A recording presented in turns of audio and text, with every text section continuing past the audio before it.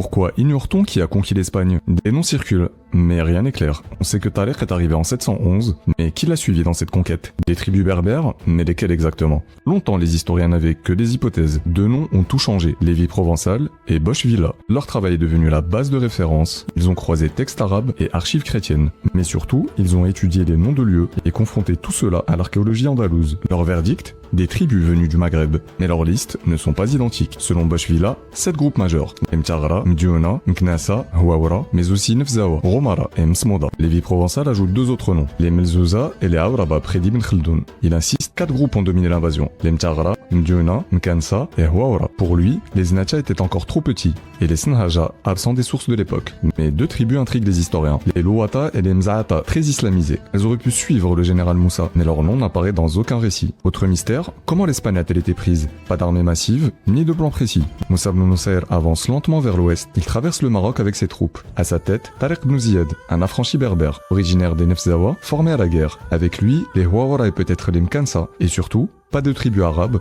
ou presque. Quelques-uns seulement pour enseigner le Coran. La traversée du détroit fut 100% berbère. Des troupes mobiles, légères et sans famille. Des fantassins, des cavaliers, des chameliers. Ils vivaient de butin et de conquêtes rapides. Les migrations sont venues bien après. Les tribus n'ont pas bougé d'un bloc.